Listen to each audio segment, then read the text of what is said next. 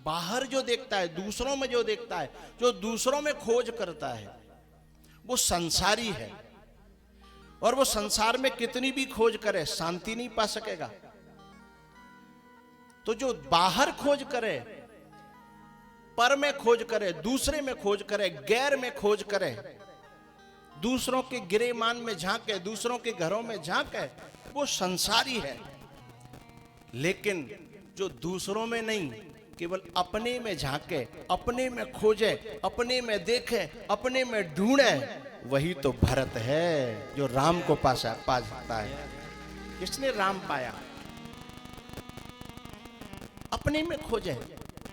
भरत जी किसी और में नहीं देख रहे, भरत जी तो निज में देख रहे हैं, खुद में देख रहे हैं। और खुद में खोजने वालों को ही पाता है। औरों में खोजने वाले, बाहर खोजने वाले मोबाइल बना सकते हैं, टीवी बना सकते हैं, चंद्रमा पे पहुंच सकते हैं, तोप बना सकते हैं, कैमरा बना सकते हैं, साउंड बना सकते हैं, इन सबको खड़े कर सकते हैं, इन सबको पा सकते हैं।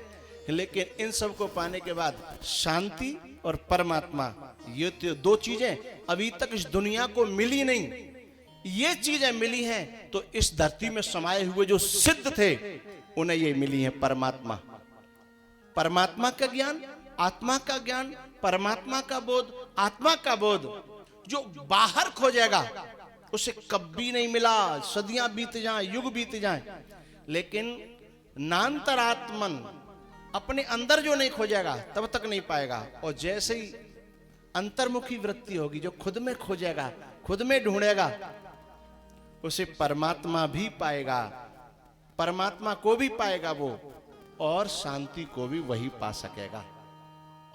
इसलिए भरत जी अपने में देख रहे हैं।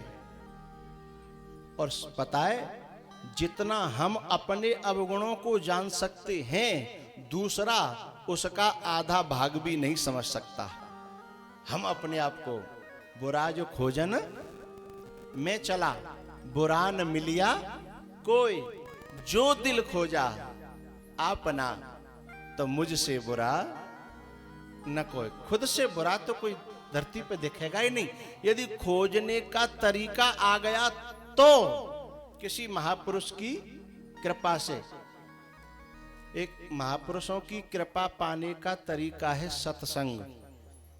ये जो हो रहा है ना, ये सत्संग है। धरती पे कर्म तो दो होते हैं, शुभ कर्म और अशुभ कर्म। लेकिन सत्संग जो होता है वो कर्म नहीं होता। जो सत्कर्म है वो शुभ कर्म नहीं है। शुभ कर्म अलग है और अशुभ कर्म अलग है, और सत्कर्म अलग है। हम लोग कभी कभी शुभ कर्म को सत्कर्म मानते हैं, और कभी कभी सत्कर्म को हम शुभ कर्म कह देते हैं ना। शुभ कर्म से स्वर्ग तो मिलता है, लेकिन स्वर्ग में जाने के बाद में भी शांति नहीं मिलती। शुभ कर्म से स्वर्ग तो मिलता है, लेकिन स्वर्ग में देवता जो है उन्हें शांति है? अरे देवता छोड़ो, देवताओं के राजाओं को शांति है। जैसे कोई कुत्ता हड्डी चबा रहा है, और कुत्ते को हड्डी चबाते हुए 1 घंटा हो गया, और जैसे ही उसने देखा कि शेर आ रहा है, और शेर को आता हुआ देख करके वो हड्डी लेके भागे के मुंह पे छुड़ाए नहीं ले, इतना भयभीत है, और उस हड्डी में इतना लालच है, उसे लगता है कि हड्डी को छुड़ा न ले। ऐसे ही यदि धरती पे मृत्यु लोक पे न को कोई भजन में, तपस्या में रम गो, तो इंद्र को ऐसा लगता है जैसे मेरो इंद्र पद छिन्यो है, तुरंत लेके भागता है अपनी कुर्सी को, या फिर उसकी तपस्या को डिगाने की। तो शुभ कर्म से मिलने वाला जो फल है वो शांति नहीं देता, परमात्मा को नहीं देता, दृष्टि नहीं देता, दिव्य ज्ञान नहीं देता। परीक्षित जी महाराज जिस समय अमृत लेकर के कलश आए, देवता लोग कि अमृत पिला दो सुखदेव जी इनको, क्योंकि इनको सांप काटने वाला है, ये बच जाएंगे, और अमृत के बदले में हमें कथा सुना दो, हमें कथामृत दे दो। सुखदेव जी ने कहा भाई इसका निर्णय तो परीक्षित कर सकते हैं कि इन्हें क्या चाहिए, ये अमृत चाहिए या मेरे मुख से निकलेगा वो अमृत चाहिए। तो परीक्षित जी ने पूछा कि इन दोनों में जरा फर्क क्या है ये तो बताओ, फिर निर्णय होगा। एक बड़ा शोधित शब्द कह रहा हूं, शोधित माने शोधन किया हुआ शब्द कह रहा हूं। परीक्षित और सुखदेव ये दोनों वो व्यक्ति हैं जो संसार को लात मार के आए हैं, संसार को लात मार के आए हैं। तो सुखदेव जी ने इतना शोधित शब्द कहा कि देवता जो अमृत लाए हैं वो दीर्घ जीवी बनाता है। दीर्घ जीवी माने लंबा जीवन देने वाला। देवता जो लाए हैं वो अमृत दीर्घ जीवी बनाता है, लेकिन मैं जो पिलाऊंगा वो अमृत दीर्घ जीवी नहीं, तो बोले दिव्य जीवी बनाता है। परीक्षित बोले तो भी मेरी तो समझ में नहीं आई, ये दीर्घ जीवी क्या होता है और दिव्य जीवी क्या होता है, थोड़ा सा और खोलो। तब सुखदेव जी ने कहा चिंता, ईर्षा, राग, द्वेष इन विकारों से लिप्त होकर के लेकिन जीवन बहुत लंबा, ये दीर्घ जीवी है। जैसे स्वर्ग देवता, ये स्वर्ग के देवता खुद जी रहे हैं, इनके पास ये अमृत है, इनका जीवन बहुत लंबा है, ये दीर्घ जीवी है। और बोले आप पिलाओगे सो, तो उन्होंने कहा जो मैं पिलाऊंगा उसमें जरूर जीवन लंबा होगा कि नहीं होगा ये गारंटी नहीं है, लेकिन तुम जितने क्षण जियोगे वो चिंता, भय, राग, द्वेष, ईर्षा इनसे मुक्त होकर के परम शांति पाओगे, और तुम्हारे पास जो बैठ जाएगा वह भी परम शांति पाएगा। ऐसा तुम्हारा दिव्य जीवन हो जाएगा।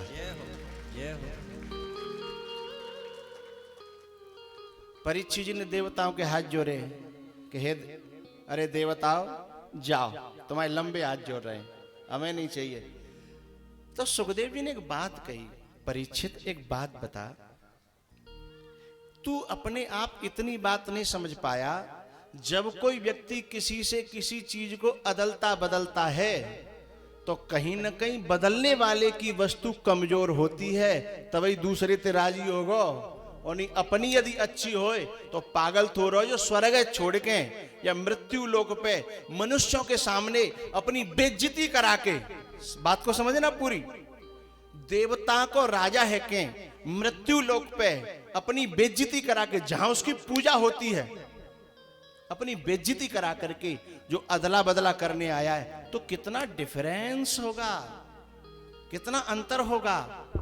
तो इन्होंने जो अमृत पाया है वो शुभ कर्मों का फल है, सत्कर्म का फल नहीं है। लेकिन अब तुझे जो मिल रहा है वो सत्कर्म है।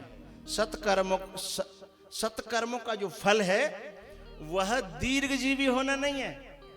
मैंने पीछे की कथा में एक बात कही थी, चाहे थोड़ा खाओ पर अच्छा खाओ, चाहे थोड़ा खाओ पर अच्छा खाओ। और ये नहीं है कि चाहे जितना भरो लेकिन भुसो होए, क्या मतलब है को, चाहे थोड़ा जियो पर अच्छा जियो, जिसमें तुम में भी शांति हो और तुम्हारे दर्शन करके लोगों के मन में शांति आ जाए।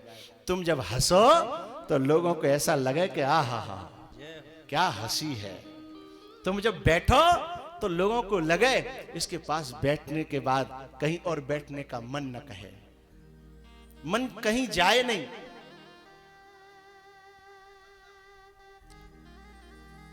दशरथ जी के पास में राम जी की धनुष तोड़ने के बाद जो जनकपुर से चिट्ठी आई थी ना, तो दशरथ जी ने पूछा था कि तुमने मेरे बच्चों को देखा, राम और लक्ष्मण को? बोले हाँ देखा। कैसे हैं मेरे बच्चे? तब जनकपुर के दूतों ने बड़ा प्यारा उत्तर दिया। नाथ देखी देव देखी तब बालक दो,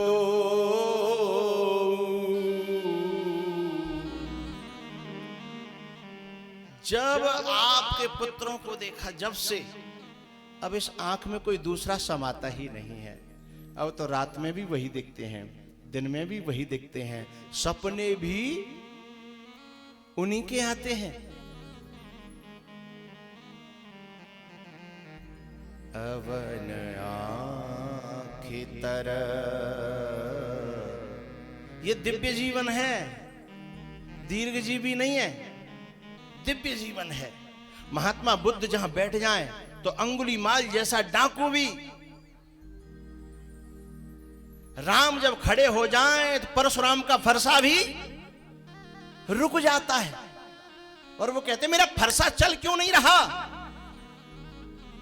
जिसमें अपार शांति भरी है वहां जड़ भी चेतन हो जाएगा और चेतन जड़ हो जाएगा। जिसमें स्वयं में शांति भरी है उसकी बातों से शांति मिलेगी, उसके दर्शन से शांति मिलेगी, उसके स्पर्श से शांति मिलेगी। ऐसा जो जीवन है वह दिव्य जीवन है और ऐसे लोग अभी भी हैं और हर गांव में हैं।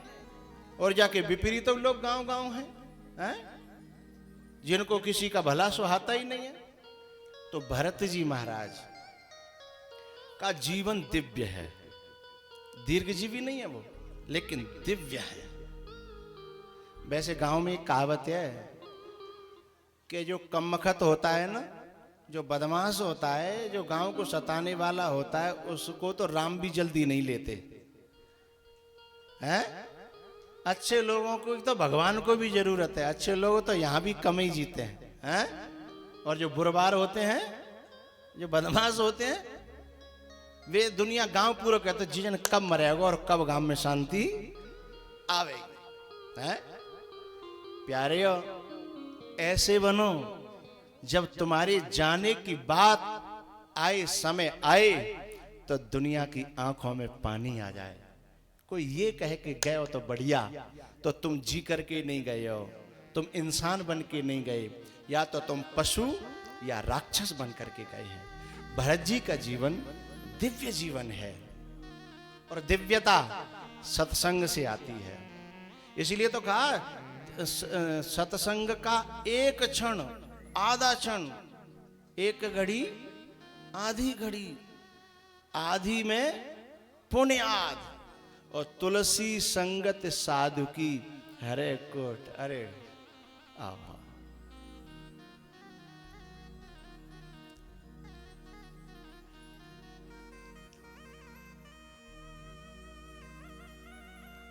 कहाँ मिले थे हमको? गिरगांव से भीकम सिंहा। अब नाम याद कैसे रहे, सालों लग जाती हैं तुम्हें, हैं? और वो भी अकस्मात भेंट हो गई है?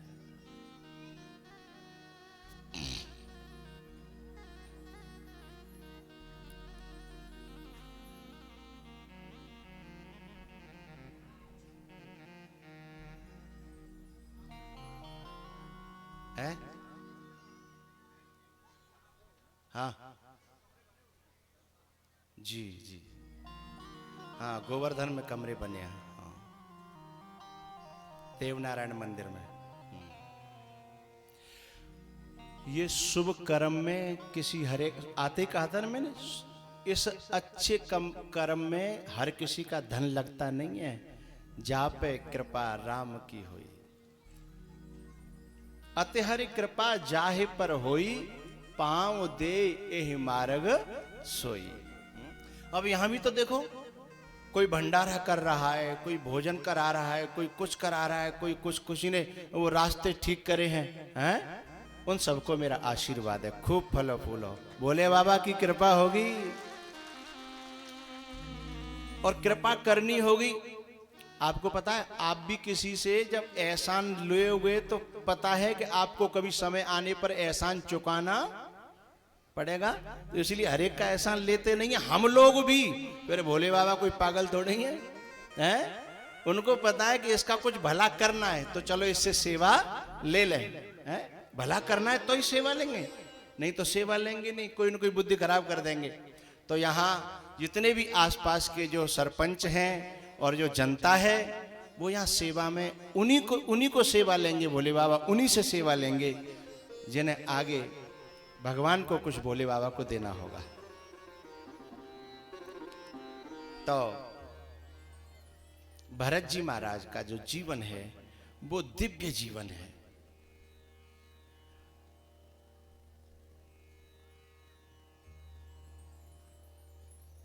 भरत जी ने कहा, गुरुजी आपसे एक प्रार्थना है।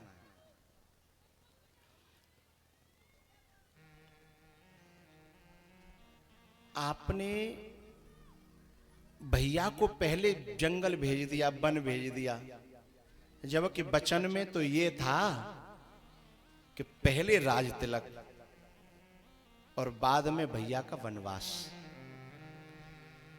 पहला वरदान, तो पहला वरदान पहले पूरा होना चाहिए, उसके बाद में दूसरा वरदान पूरा होना चाहिए। लेकिन आपने तो पहले वरदान को पीछे कर दिया और पीछे वाले को पहले कर दिया। जबकि मेरे पिताजी के देह त्याग के बाद पूरे सर्वे सर्वा मालिक तो आप ही थे। आपका आदेश इस परिवार में, इस खानदान में, और पता है जिन खानदानों में, जिन परिवारों में संत का आदेश चलता है वे परिवार दिव्य होते हैं, दिव्य। बहुत सी जगह अभी भी कोई बात पड़ती है तो परिवार में संत को बुलाया जाता है या संत के पास जाते हैं और फिर कहते हैं जो कहें गुरुजी, बस वही फैसला। ऐसे परिवारों का परमात्मा भी आकर के चाहे तो कुछ बिगाड़ नहीं सकता। जहां संत का आदेश चलता है, जहां संत की आज्ञा का पालन होता है, तो गुरुजी आपने पहली आज्ञा का पालन, पहले वचन का पालन बाद में कर दिया और बाद वाले का पहले कर दिया। ऐसा क्यों? तो ऐसा क्यों किया आपने? तब भरत जी ने कहा, गुरुजी ने कहा, सुनहु भरत भावी प्रबल, बिलख कहेउ मुनिनाथ, हान लाभ जीवन मरण, जस अपजस विधि हाथ। ये तुम्हारी जो व्यवस्था है ना, ये प्रसाद की यहां नहीं होनी चाहिए। मेरे कान पे पूरा शोरगुल है, शुरू से ध्यान रखा करो, वहां लगाया करो। अब रहने दो, अब तुम्हारी मानेंगे नहीं, बेकाऊ की मानते ना है।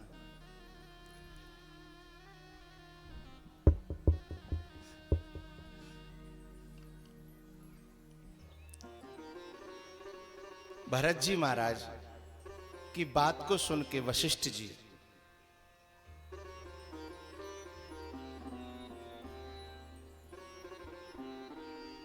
बाद में कर लेना अपनी बात, थोड़ी देर हमारी सुन जाओ।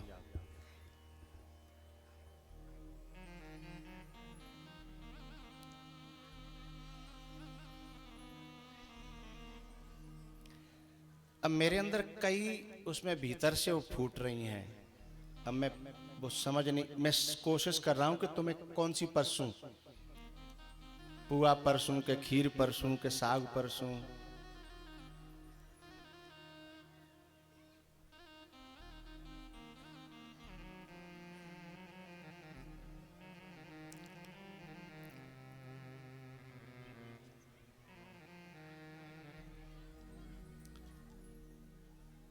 वशिष्ठ जी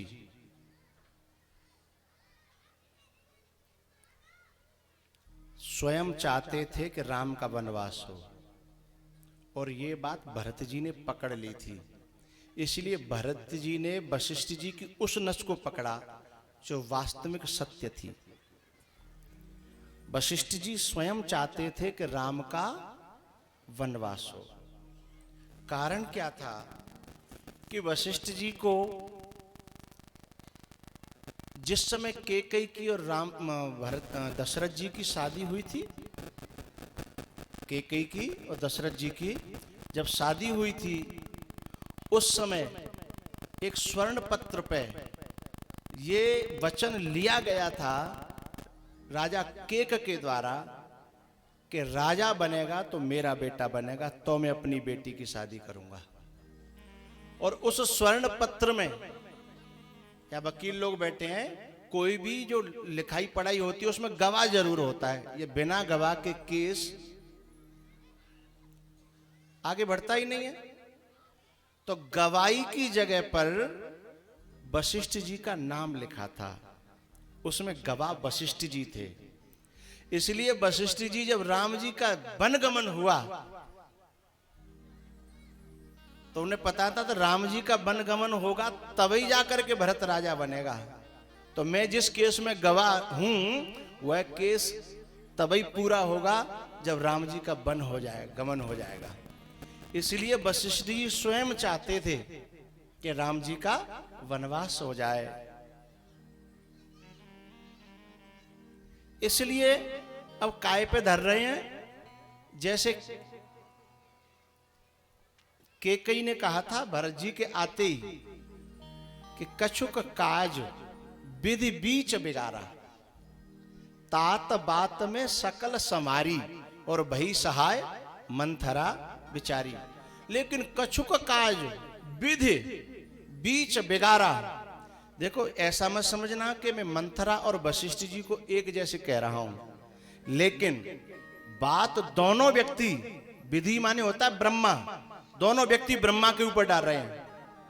मंत्रा कह रही है कि कछुक काज विधि बीच बिगाड़ा, और वशिष्ठ जी कह रहे हैं हानि लाभ जीवन मरण जस अपजस विधि हाथ।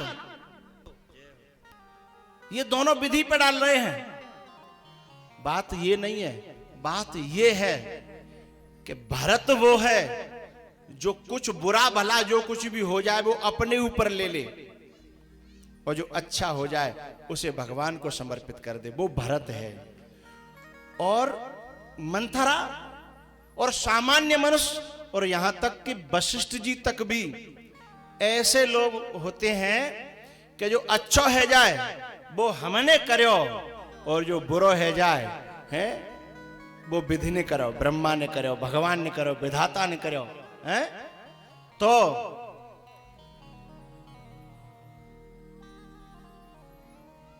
वशिष्ठ जी अपनी बला को टालने के लिए किस पर डालने लगे? ब्रह्मा जी पर, विधि के ऊपर, के ये जो कुछ भी हुआ, हानि लाभ जीवन मरण जस अपजस विधि हाथ। आखिरकार पूरी वार्तालाप हुई। फिर भरत जी ने एक ही बात कही कि मैं आप सबकी आज्ञा का पालन करूंगा, बस एक प्रार्थना है कि मैं एक बार राम जी के दर्शन कर लन दो, मिल लन दो, अपने मन की बात कह लन दो, फिर तुम सब मिलके भगवान जी सहित जो आदेश करोगे मैं वही आज्ञा का पालन करूंगा। ये बात सबको अच्छी लगी, सबके मन भाई। और पता है कछु लोग तो बड़े खुश भये, क्योंकि उन बहुत से लोग ऐसे थे जिनको तमसा नदी के किनारे राम जी सोते हुए छोड़ गए थे। तो उन्होंने सोचा कि अब मौको जिनके संग जावे को लग जागो, तो वे बड़े खुश भये। यद्यपि अयोध्यावासी सभी इस बात से बहुत खुश हुए, और दूसरे दिन यात्रा चली आगे। निषाद राज से भेंट हुई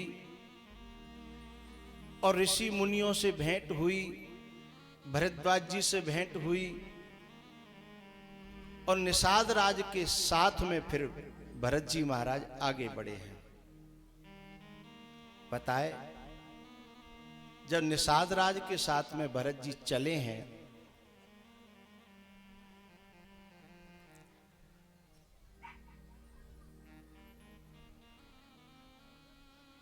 और चित्रकूट के नजदीक पहुंचे हैं, तो निषाद राज ने इशारा करके बताया एक छोटे से टीले पे चढ़ करके कि देखो वो पेड़ों का झुंड है ना, उसमें जो बरगद का पेड़ है उसके नीचे चबूतरा बना है, वहां भगवान बैठे हैं। बस वहीं से भरत जी ने दंडवत करना चालू कर दिया। जैसे अपन गोवर्धन की परिक्रमा देते हैं दंडोती है, लेट लेट के, बस ऐसे ही भरत जी ने लेट करके चलना चालू कर दिया।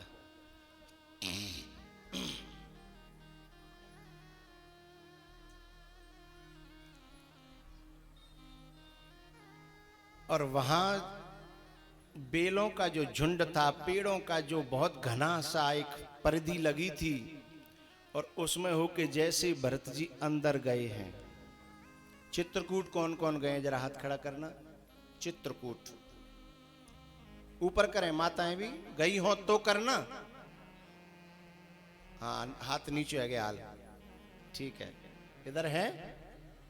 हाँ, चित्रकूट जो गए हैं, धन्यवाद। उन लोगों ने वो जगह जरूर देखी होगी जहां भरत और राम का मिलन हुआ है। पत्थर जैसे पिघल गए उनके मिलन से। उस प्रेम का प्रभाव क्या होगा। सच बात यह है, असली प्रेमी जहां पहुंचता है वहां इंसान तो क्या पत्थर भी पिघल जाते हैं। और इंसान नहीं पिघल रहा है, इसका मतलब तुम्हारा प्रेम या तो बनावटी है या कच्चा है। तो भरत जी जैसे ही सामने उसमें अंदर प्रवेश करे और गिरे, और उस समय लक्ष्मण जी की निगाह पड़ी थी भरत जी पर। लक्ष्मण जी एक ऐसा पात्र है, एक ऐसा सेवक है, कैसा, जो राम के विरोध की आशंका जहां से हो, चाहे वो अपना बाप ही क्यों न हो, उसे भी आड़े हाथों लेने में एक मिनट नहीं सोचता।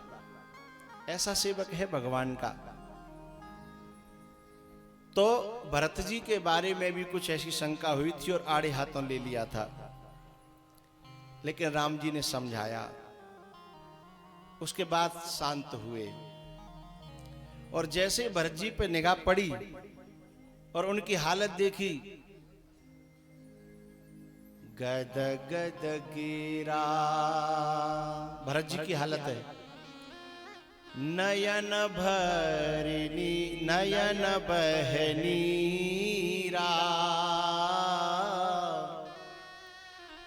मम गुण गावत पुलक शरीरा, गद गद गिरा नयन बहनीरा,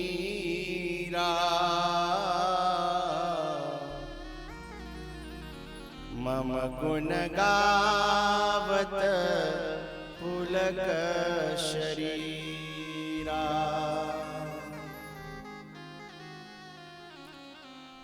भागवत जी में भी एक सेवक भगवान के पास गए हैं, और रामचरितमानस में भी।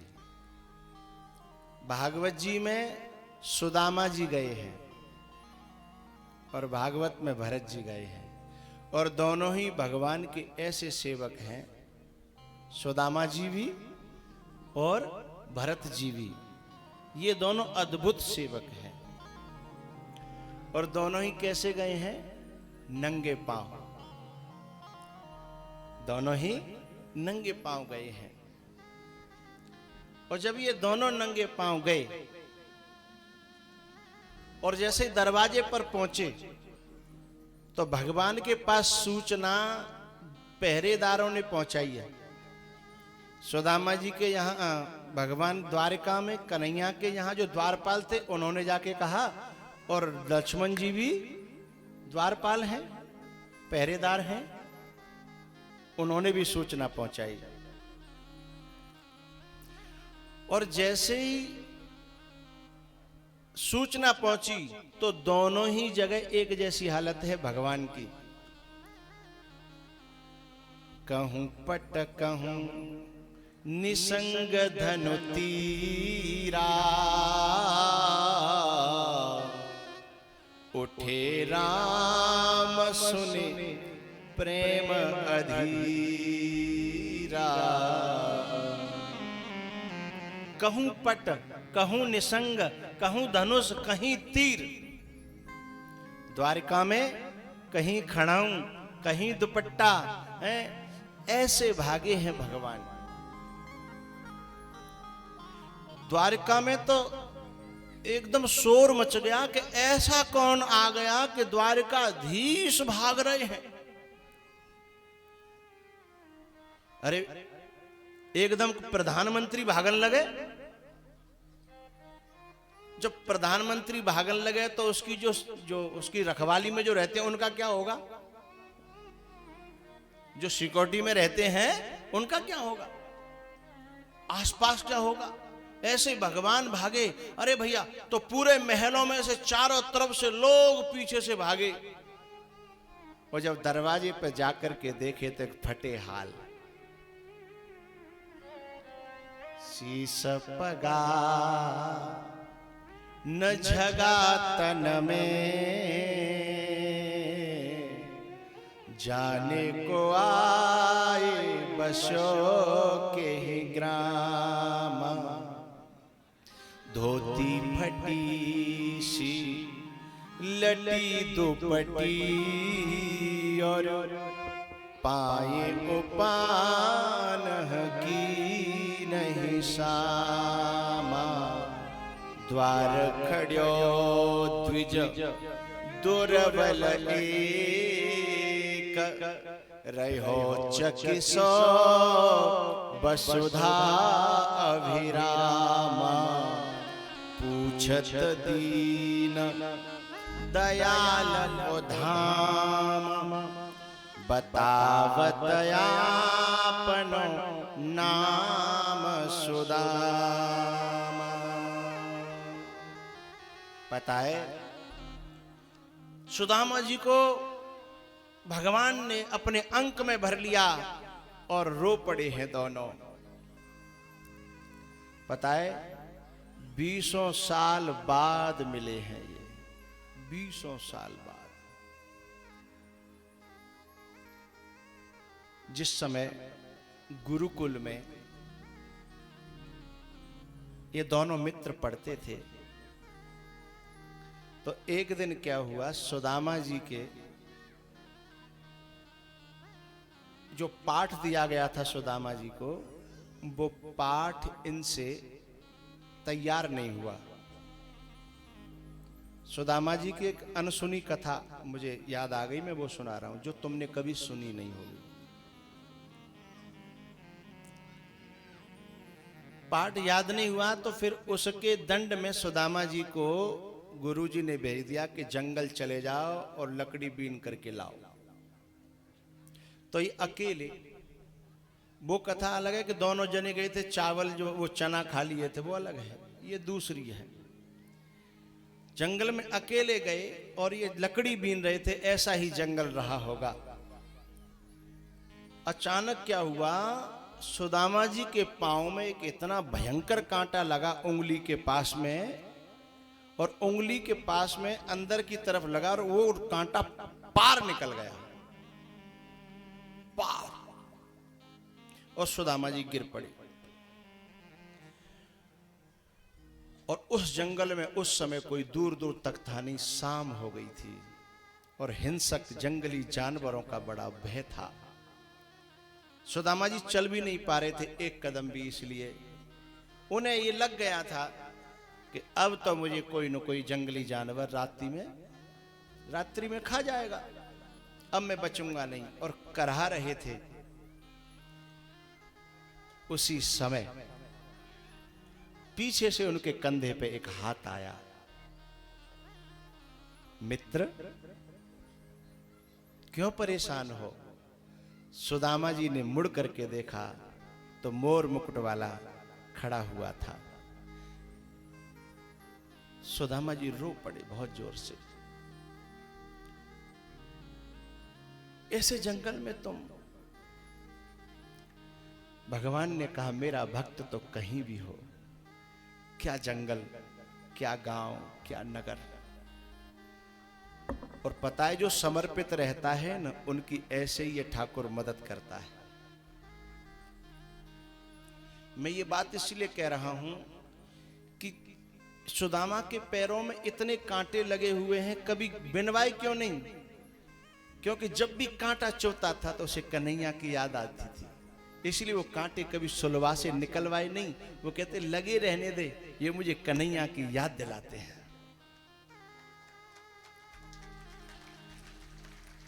मित्र ने हाथ रखा, सुदामा रो पड़े और लिपट गए। और भगवान ने सुदामा को लेटा करके और पांव पकड़ करके दांत से वो कांटा खींच करके अपना पीतांबर फाड़ करके और सुदामा का पांव बांधा। भगवान की बात बता रहा हूं, भक्त के लिए भगवान क्या क्या नहीं करता। ये भगवान और सुदामा आज क्यों रो रहे हैं, उसका कारण बता रहा हूं मैं आपको। और एक पांव से फिर भी पांव धरने लायक वो नहीं रहा, तो सुदामा को अपनी पीठ पे बैठा करके कन्हैया और गुरु के आश्रम तक लेकर के आए। उस दिन से ये दोनों इतने घने मित्र हो गए, इतने घने मित्र हो गए। सुदामा पहले से ही भगवान का, क्योंकि मोर तो चिते चिताई आया करते हैं ना, सुदामा पहले से भक्त था। लेकिन अब तो इतना भक्त हो गया, इतना भक्त हो गया। सुदामा को पता था कि भगवान अवतार है। सुदामा की विद्या काफी दिन तक चली, लेकिन बीच में एक दिन क्या हुआ, मथुरा से उज्जैन में भगवान पढ़ने गए थे, गुरुकुल वहां था। तो उज्जैन रथ पहुंच गया मथुरा से। मथुरा में कोई घटना घटित हो रही थी, इसलिए भगवान को बुलाने के लिए, क्योंकि कंस को मार के गए थे, उग्रसेन को राजा बना के गए थे, तो वहां तो दुश्मनी तो थी ही, और जरासंध से दुश्मनी थी। तो केवल 64 दिन भगवान पढ़े, अल्पकाल विद्या सब पाई। 64 दिन। और रथ आ गया। सुदामा जी ने देखा कि अरे, सुदामा जी को कुछ पता नहीं अभी। सुदामा जी ने देखा कि अरे रथ, उसने पूछा कि भैया ये रथ कौन का है, कैसे आया है? उसने कहा ये मथुरा से रथ आया है और कृष्ण को लेने के लिए आया है। बोले क्यों? बोले अब उनकी पढ़ाई इतनी हो पाएगी क्योंकि उन्हें मथुरा संभालनी है।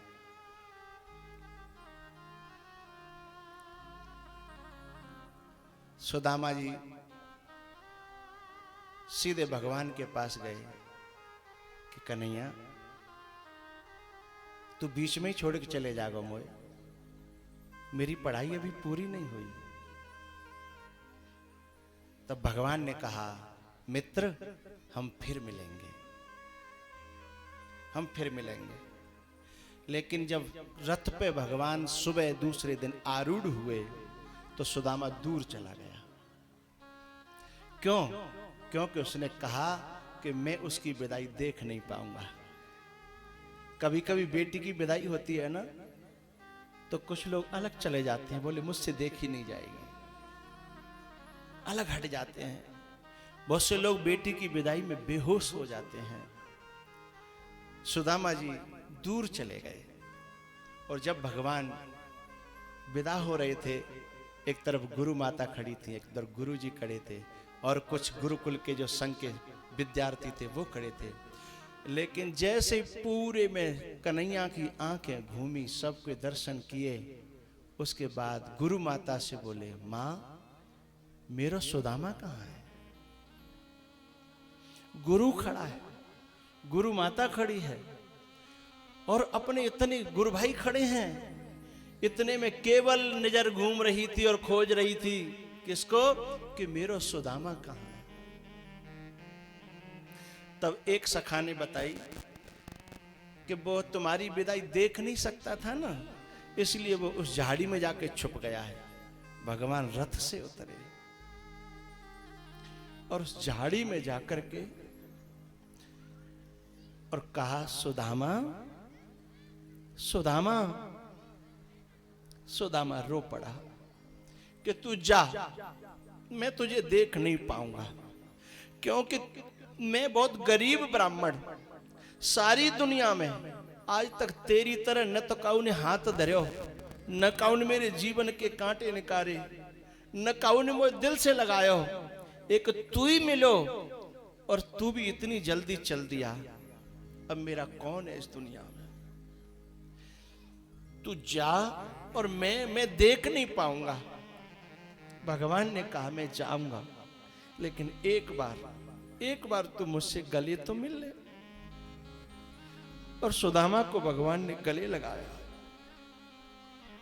उस दिन की वो झांकी न तो सुदामा के गले से निकलती थी, हृदय से निकलती थी, और न भगवान के से। और उस झांकी को देखने याद कर करके ये दोनों रोया करते थे। एक बात और आपसे बताना चाहता हूं, सुदामा को स्वयं भगवान ने बुलाया था अपने पास। सुदामा कभी जीवन में नहीं आता, क्योंकि सुदामा ही भगवान का वियोग सहन नहीं कर पाया पहले ही। तो उसे लगता था कि मैं जाऊंगा तो खुशी तो मिलेगी, लेकिन मैं विदा कैसे होऊंगा। इसलिए मैं आपको एक बात और छुपी हुई बताना चाहता हूं। सुदामा जी ने कभी सुशीला को, अपनी पत्नी को नहीं बताया कि मेरी मित्रता भगवान से है, कभी नहीं बताया। और भगवान को पता था कि ये कभी बताएगा भी नहीं, इसलिए भगवान स्वयं भिखारी बनकर के सुदामा के दरवाजे पर गए और उन्होंने आवाज लगाई कि भिक्षाम देहि माते, मुझे भिक्षा दे। सुशीला ने, सुदामा की पत्नी ने आवाज लगाई कि भैया भिक्षा नहीं है। जब एक नारी के लिए ये बात कहना, ये माताओं का दिल इतना कोमल इतना होता है कि भिखारी से मना करना, चाहे खुद भूखी रह जाएंगे, घर में गजू हो या ना हो, लेकिन इनके मुंह से मना निकलना असंभव है। लेकिन छाती पे पत्थर रख करके सुशीला कहती है कि मेरे यहां कुछ है नहीं, मैं नहीं, उसने एक शब्द कहा, मैं भिक्षा नहीं दे पाऊंगी। बोले क्यों? भगवान है ना, कोई भिखारी साधारण होता तो चला जाता, लेकिन उन्हें तो सुदामा को बुलाना था ना। तब बोले क्यों नहीं दे पाओगी? तो उसने दूसरा बहाना बनाया कि मेरे यहां सूतंग है बाबा, सूतंग है। तो फिर भिखारी ने कहा कि जन्म का सूतंग है कि मरण का, मुझे बताओ। अब तो सुशीला बोली अब मैं क्या करूं? तो उसने कहा कि बाबा मेरे यहां जन्म को सूतंग है और 2 दिन की भूखी थी। बोले 2 दिन मेरे यहां जन्म का सूतंग है। बोले लड़की जन्मी है कि लड़का? भिखारी थोड़ी है, एक एक बात चाहिए उसे, उसे तो कुरेदना है, उसे भक्त को जबरदस्ती बुलाना ये ऐसे आएगा नहीं।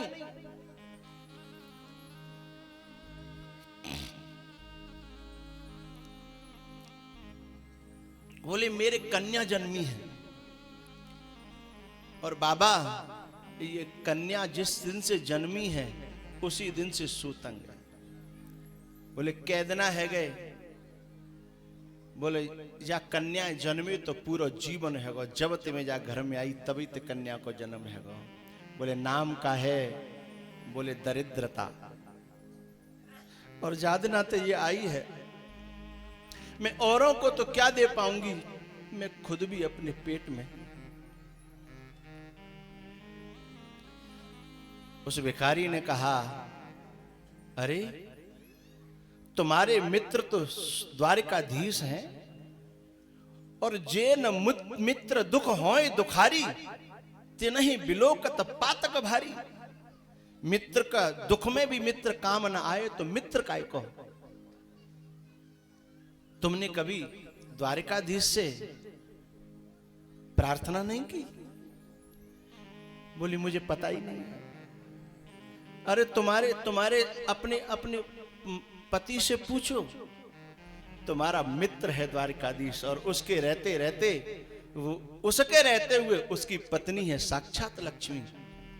आज स्वयं, वैसे तो भगवान की कथा हमेशा संत और भक्त और विप्र सुनाते हैं, लेकिन आज अपनी कथा स्वयं भगवान सुना रहे हैं कि जिसके चरणों में लक्ष्मी निवास करती है, जिसकी सेवा में दिनों रात लक्ष्मी रहती है, उससे तुम्हारे पति की मित्रता है और तुम दरिद्रता भोग रही हो।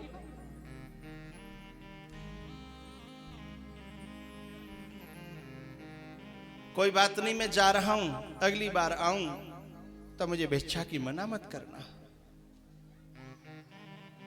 भगवान चले गए। सुशीला रोती हुई मिली, सुदामा आए, बोले बात क्या है? तुमने मुझसे बात छुपाई है प्रभु। मेरे घर में दुनिया के यहां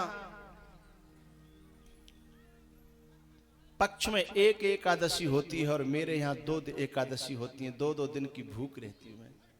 और तुमने मुझे बताया नहीं कि तुम्हारे मित्र भगवान श्री कृष्ण हैं। और पता है, जिससे बहुत प्यार रहा हो उसका कोई नाम भी ले दे तो रोना आ ही जाता है। और सुदामा जी रो पड़े। बोली भगवान, मैं इसलिए याद नहीं दिलाता, इसलिए मैंने तुझे कभी नहीं बताया कि तू उसकी चर्चा करेगी तो मैं उसकी चर्चा को सुन नहीं पाऊंगा।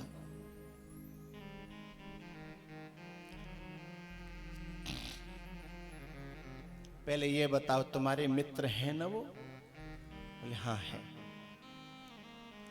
फिर क्यों नहीं जा रहे हो? तो सुदामा जी ने ये पूरी कथा बताई कि मैं उसकी विदाई देख नहीं पाया, और जब उसने मेरा कांटा निकाला तब उसकी सुशीला की समझ में आई कि ये अपने कांटे क्यों नहीं निकालने देते हैं। सुदामा जी ने कहा कि मैं चाहता हूं कि फिर एक बार वो मिलन हो और वही मेरे कांटे निकाले। ऐसे बेहाल विवाई न सो पग कंटक जाल लगे पुनि जोए। हाय सखा दुख पायो महा तुम आए इतन किते दिन खोए।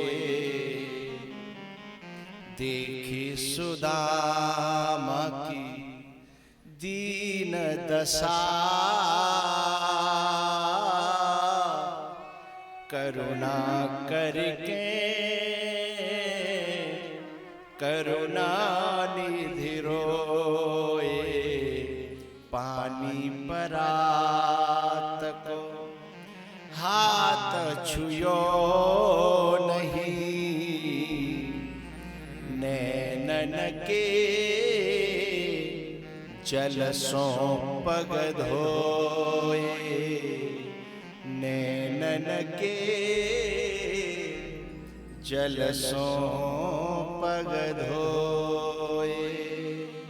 पानी परात को हाथ छुयो नहीं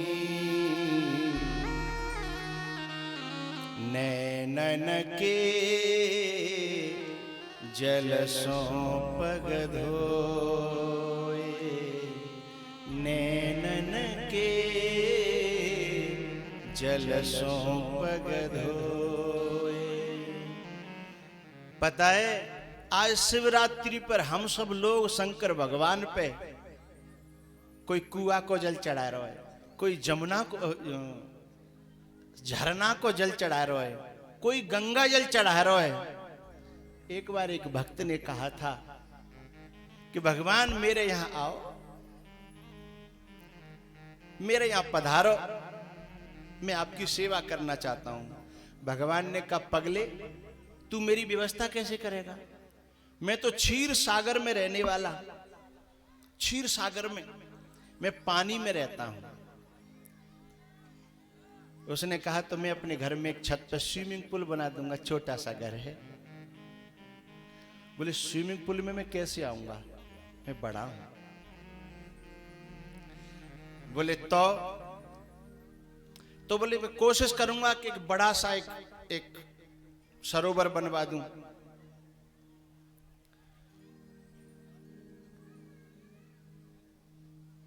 भगवान ने कहा तू बता, क्षीर सागर का व्यक्ति तेरे सरोवर में रहेगा, अच्छा लगेगा? बोले नहीं। बोले तो? तब भगवान ने कहा पगले, मैंने नहीं कहा कि तू क्षीर सागर बना मेरे लिए, और संसार के जितने जल हैं मैं उसमें आने वाला नहीं हूं। बोले तो? एक बिंदु तू आंख से टपका देगा, मैं तेरे उस बिंदु में समा जाऊंगा, वो सबसे बड़ा जल है।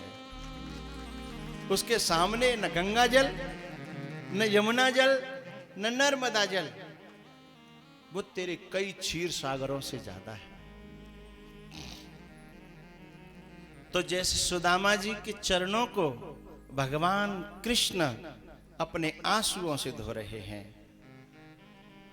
और भगवान राम भरत के चरणों को नहीं, पूरे शरीर को ऐसे मिले हैं और लिपटे हैं, और काफी देर हो गई, और वो लिपटे लिपटे पता है रो रहे हैं दोनों, और दोनों की आंखों से जल बह रहा है। भक्त भगवान का अभिषेक कर रहा है, और भगवान भक्त का अभिषेक कर रहा है।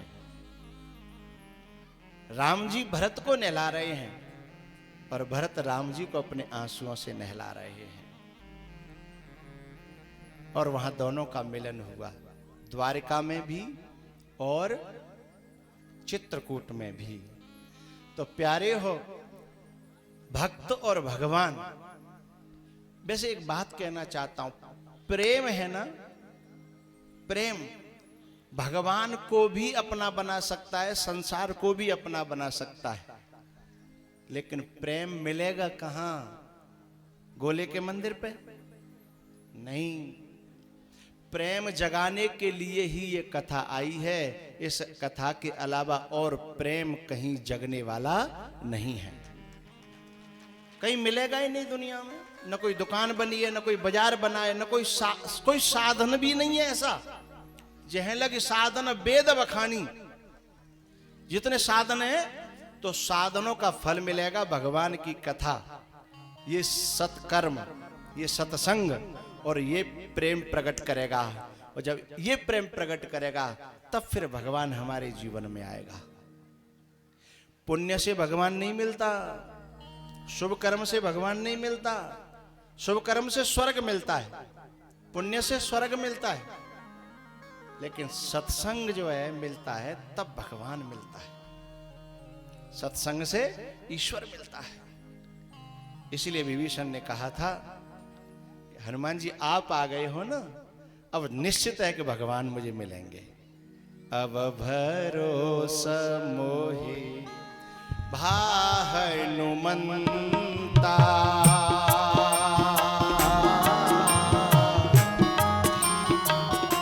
बिनु हरि कृपा मिलहि नहीं संता।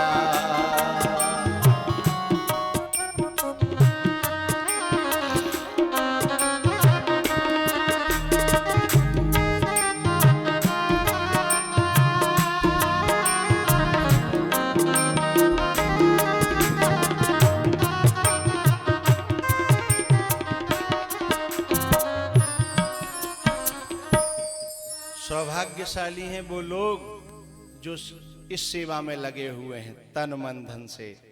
और भगवान उन्हें चुन रहा है। और बहुत सौभाग्यशाली हैं आज के दिन जो इस पंडाल में बैठे हैं, क्योंकि शिवरात्रि है, भोले बाबा का मंदिर है, सिद्धों की तपोभूमि है और राम की कथा है और संतों के मुख से है और भक्तों के भाव भरे। आप इतने शांति से सुन रहे हो, चूं भी नहीं हो रही पंडाल में, तो ये भाव है आपका, श्रद्धा है, तो इससे बड़ा और क्या होगा। ऐसा कहा है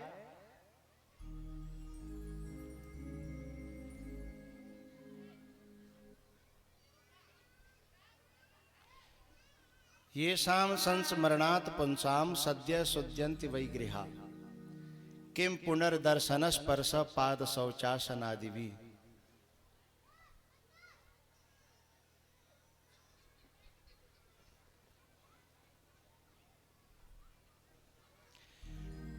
संतों का दर्शन करने से, संतों का स्मरण करने से ही, बस पूरी कर रहा हूं 2 मिनट में। आप कुछ कहना चाहते हैं? हाँ, सुन लेंगे आपकी। आप जिस समय आके खड़े हो समझ गए हम, आपकी सुनेंगे। संतों का स्मरण करने से हृदय पवित्र होता है। ये शाम संस्मरणात् पुंसाम सद्यः शुद्ध्यन्ति, तत्काल हृदय पवित्र होता है। बहुत से साधन ऐसे हैं, आज तुम कोई काम करोगे तो अगले जन्म में मिलेगा, लेकिन संतों के तो याद करने से हृदय उसी समय पवित्र होता है। ये शाम संस्मरणात् पुंसाम, तो जिन संतों का स्मरण करने से यदि हृदय पवित्र होता है, याद करने से ही, और यदि उनका दर्शन भी हो जाए तो फिर तो बात ही अलग है। और यदि जिनका स्मरण करने से ही हृदय पवित्र होता है, उनका दर्शन भी हो जाए और फिर कहीं कथा सुनने को मिल जाए तो, और यदि दर्शन भी हो, कथा भी हो, और उसके बाद में कहीं घर बुला करके भोजन कराने का, घर में पांव डलवाने का मौका मिल जाए तो है, लेकिन हर एक को नहीं मिलेगा। तो कथा और संत ये दोनों भगवान का प्रेम बांटते हैं, लेकिन झोली चाहिए श्रद्धा की, झोली चाहिए प्रेम की, है? और यदि वो झोली नहीं है तो काय में धर के ले जाओगे, फैल जाओगे, मई छूट जाओगे, है? वो झोली होगी तो ही। तो भैया मैं बहुत खुश हूँ, प्रसन्न हूँ आप लोगों का इतना भाव देख करके। भगवान भोले बाबा से प्रार्थना कि आज, हे भोले बाबा, आपका दिन भी है, मेरी आपसे प्रार्थना है कि जितने भक्त आपकी शरण में या कथा श्रवण कर रहे हैं, इन सबन को कल्याण होए, भलो होए, खूब खुश रहे, आपकी भक्ति बढ़े, ज्ञान बढ़े और आपके घर में खूब लक्ष्मी आवे। और भैया भीकम सिंह गुर्जर जी, आपके क्षेत्र की भाषा में कहूं तो दूधन नहाओ और पूतन फलाओ, है? ये मेरी दुआएं हैं, खुश रहो। इन्हीं शब्दों के साथ अब मेरी बात पूरी भई। अरे हाँ, हमारे भक्त लोग कह रहे हैं कि एक बम सुनाए दो, आज भोले बाबा को दिन है ना, एक बम और सुना दूं, बाकी बात।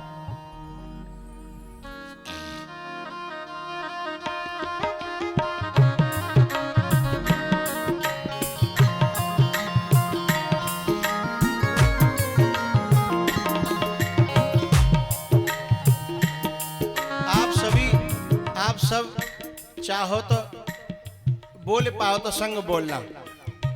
आओ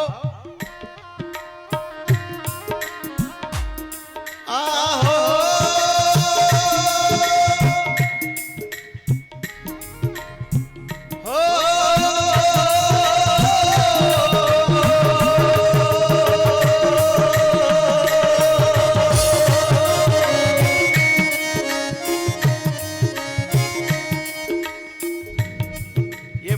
विशेष है। यहाँ जब कांवरिया चलते हैं ना, पाँव में घुंघरू बंधे होते हैं और बम होती चली जाती हैं। कांधे पे गंगा है, दिल में शिव है, दिल में शिव है और कांधे पे गंगा है।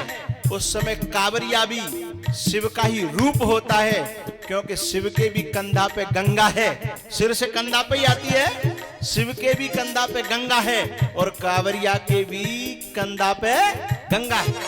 उसकी चाल तो देखो, ऐसा चलता है, हा? आहो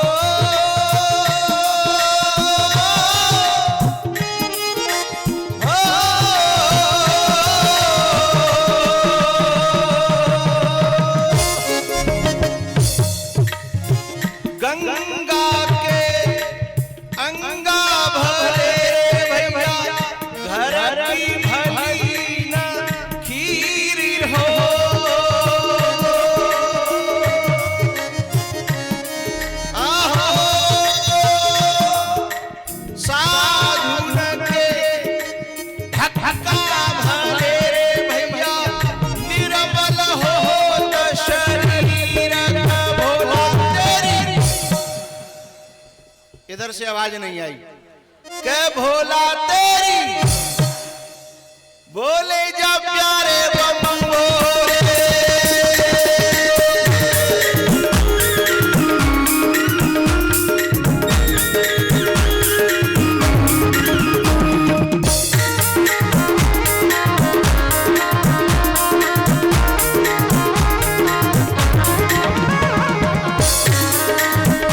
नाचने वाले नाच लो, के भोला तेरी, जोर से बोलो, के भोला तेरी बोले जा प्यारे बम भोले।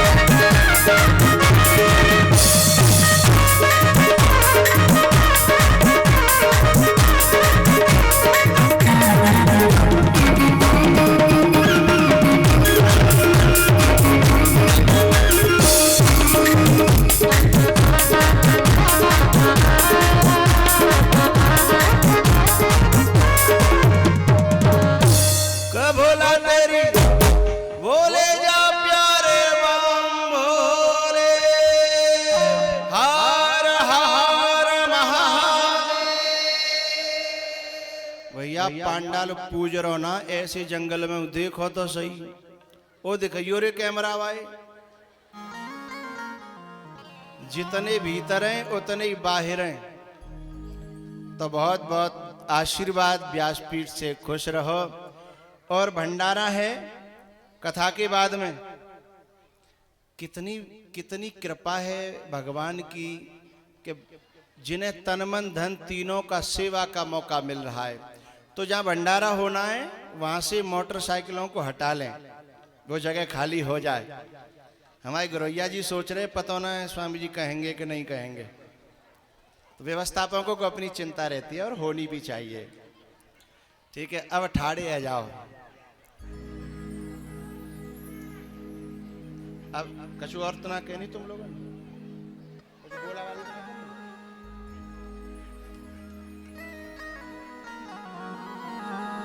एक भजन सुना दो जब तक आरती तैयार हो रही है।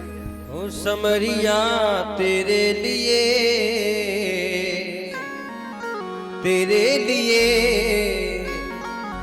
मैंने जोगन भेष बनायो।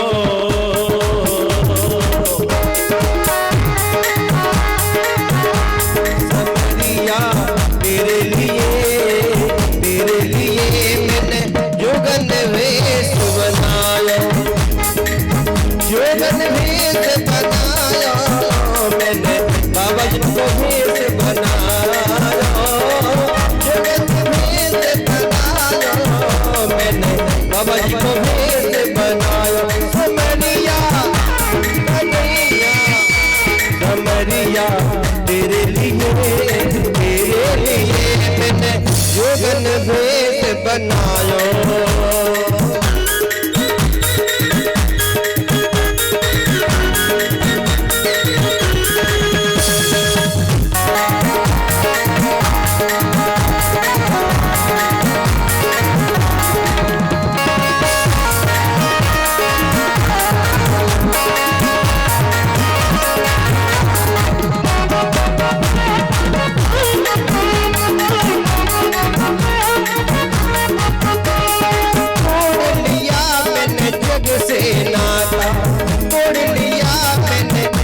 से नाता तेरे सिवा कोई नजर न आता, तेरे सिवा कोई नजर न आता।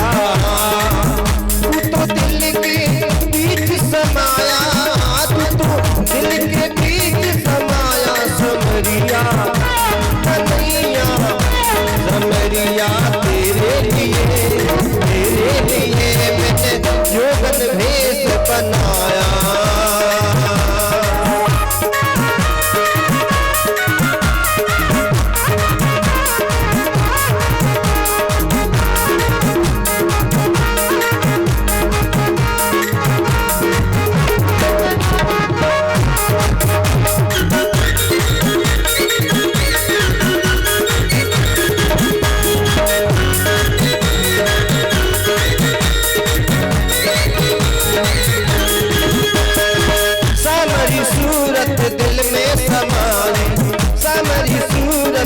दिल में समाई लोग कहे मुझ बाबरी आई, लोग कहे मुझ बाबरी आई।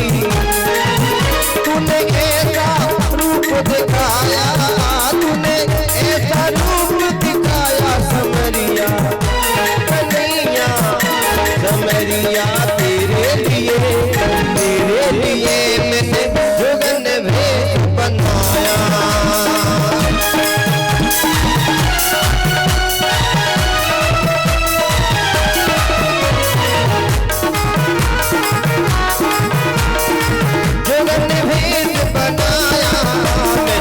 जोगन भेष बनाया। समरिया तेरे लिए मैंने जोगन भेष बनाया।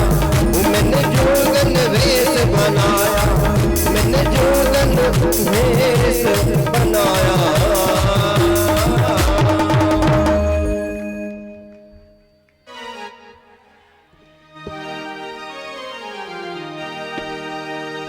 राम आरती होने लगी है, जगमग जगमग ज्योत जगी है, जगमग जगमग ज्योत जगी है।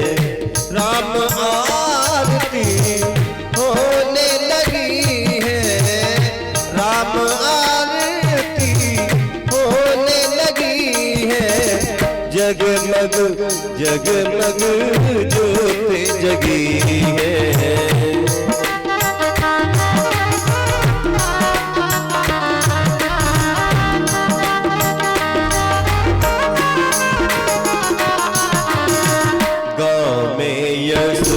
ब्रह्मा मुनि नारद, गामे यस ब्रह्मा मुनि नारद। अन्य मुनि के पथ पर मारत, अन्य मुनि के पथ पर मारत। हनुमान पद प्रीति जगी है, हनुमान पद प्रीति जगी है।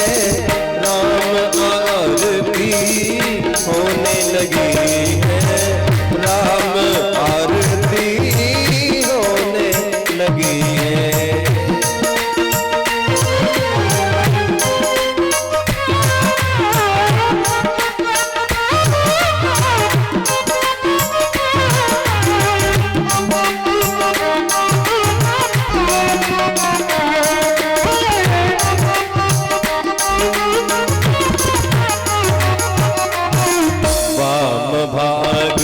सियसो इत कैसी, वाम भाग सियसो इत कैसी।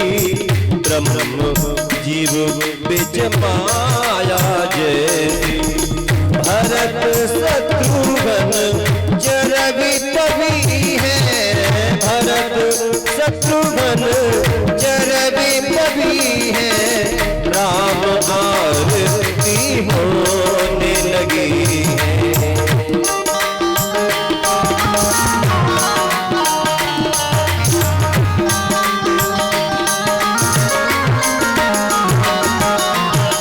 करत अपावन पावन जग में, नाम राम को आवत हिय में। मोह मन में आस लगी है, मोह मन में आस लगी है। जगमग जगमग ज्योत जगी है, राम आरती होने लगी है।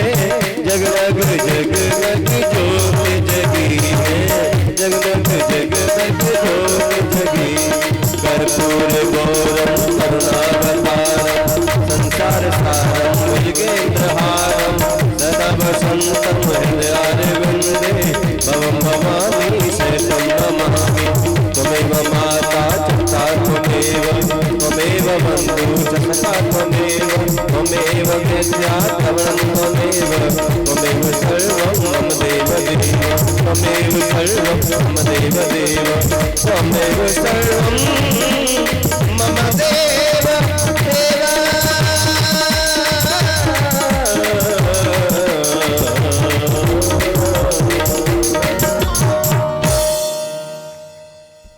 जलेन शीतलीकरणं पुष्पै देवादिवन्दनम् आरोग्यार्थे आत्मादिवन्दनम्। द्यौः शान्तिरन्तरिक्षगुं शान्तिः, पृथिवी शान्तिरापः शान्तिरोषधयः, शान्तिः वनस्पतयः शान्तिर्विश्वे देवाः। शान्तिर्ब्रह्म शान्तिः सर्वगुं शान्तिः, शान्तिरेव शान्तिः सामा शान्तिरेधि। मन्त्रपुष्पाञ्जलिम्। हरिः ओम्। जदेन जनमय जन्त देवास्तानि धर्माणि प्रथमान्यासन्न, तेहनाकं महिमानः सचन्त यत्र पूर्वे शाद्याः सन्ति देवाः।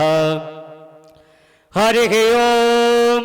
नारायणाय विद्महे वासुदेवाय धीमहि, तन्नो विष्णु प्रचोदयात्। हरिः ओम्। श्री महालक्ष्मी च विद्महे विष्णुपत्न्यै च धीमहि तन्नो लक्ष्मी प्रचोदयात् सेवन्तिका बकुलचम्पकपाटलाभ्यै पुन्नागजातिकरवीररसालपुष्पैः बिल्वप्रवाल तुलसी दलमञ्जरीभिः त्वां पूजयामि जगदीश्वर मे प्रसीद नानासुगन्धिपुष्पाणि यथा कालो भवानि च पुष्पाञ्जलिं मया दत्त ग्रहाण परमेश्वरः मन्त्रपुष्पाञ्जलिं समर्पयामि श्रीरामचन्द्राय नमः लक्ष्मीनारायणाभ्यां नमः। बोलिए सियावर रामचंद्र की जय, हनुमान जी महाराज की जय। बोलिए शंकर भगवान की जय, श्री नगर बस्ती मैया की जय। वृंदावन बाके बिहारी लाल की जय, श्री राधा वल्लभ लाल की जय। रंगनाथ भगवान की जय, ब्रज 84 कोस धाम की जय। धर्म की धर्म की अधार्मिका अधार्मिका प्राणियों में विश्व का गौ माता की सत्य सनातन धर्म की सत्य सनातन धर्म की अपने अपने गुरुदेव भगवान की श्री महाराज श्री की अपने अपने माता पिता की जय जय श्री